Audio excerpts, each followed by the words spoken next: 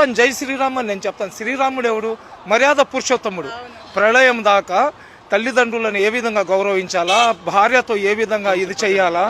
అదేవిధంగా రామరాజ్యం అంటే రామరాజ్యంలో కుక్క కూడా ఆకలితో ఉండదు. రామరాజ్యంలో ఇళ్లకు తలుపులు వేయరు, మహిళలకు పూర్తి రక్షణ, తప్పు చేసేవాడే ఉండడు. దాన్ని రామరాజ్యం అంటారు. శ్రీరామచంద్రుడు కేవలం హిందువులకే కాదు, వాళ్ళ పేటెంట్ కాదు. శ్రీరామచంద్రుడు సృష్టిలో ఉన్న ప్రతి ఒక్కరికి ఆరాధించదగ్గ వ్యక్తి అతను. అదేవిధంగా ఎవరైతే మన పరమశివుడు దేవాది దేవుడు అంటారు, శివుడికి దేవాది దేవుడు అంటారు. రాక్షసులకు అదేవిధంగా దేవుళ్లకు యుద్ధం జరిగినప్పుడు రాక్షసుల వైపు అమృతము, అదేవిధంగా దేవుళ్ల వైపు విషం వచ్చినప్పుడు ఆ విషాన్ని అతను తాగేసి రాక్షసులను సంహరించి అమృతాన్ని దేవుళ్ళకి ఇచ్చినాడు. కాబట్టి అతనికి దేవుళ్లకు దేవుడు దేవాది దేవుడు అంటారు. పరమశివుడు కూడా తపస్సు చేస్తాడు.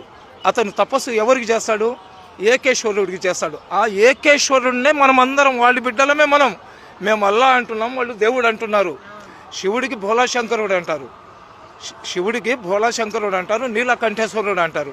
అదేవిధంగా మనకు ఆది దేవుడు ఎవరు? హిందువుల ఆది దేవుడు ఎవరు? గణపతి పేరు ఎత్తకుండా పూజ చేస్తే ఆ పూజ పూర్తి కాదు. అదేవిధంగా ఒక్కొక్కళ్ళు ఒక్కొక్క ఆచారాల్లో ఉంటారు. కానీ అందరు కూడా కోరుకునేది ఏంది? అందరూ బాగుండాలని. ఈరోజు హిందూ సమాజంలో గాలి దేవుడు, సూర్యదేవుడు, భూదేవి రకరకాలుగా చెప్తారు కదా. నిజంగా ఆ దేవుళ్లకు మాకు హిందువులే ఉండాలా, వేరే కులస్తులు ఉండకూడదు అనుకుంటే 10 నిమిషాలు సూర్యుడు ముస్లింల మీద టెంపరేచర్ పెంచేశాడు అనుకోండి, మేమందరం చచ్చిపోతాం.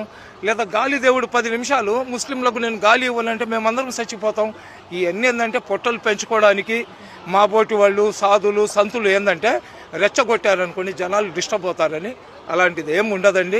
ఈ భూతల్లి నన్ను మోస్తుంది, వాళ్ళని మోస్తుంది.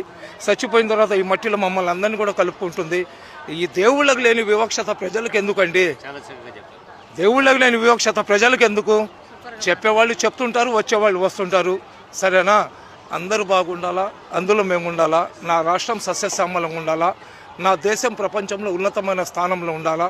అది ఒక్కటి ప్రతి భారతీయుడు కానీ కోరుకుంటే భారతదేశంలో ఆకలి ఉండదు, భారతదేశంలో నిరుద్యోగులు ఉండరు, భారతదేశంలో కష్టాలు ఉండవు, భారతదేశంలో స్త్రీల గౌరవం ఉంటుంది. ఈరోజు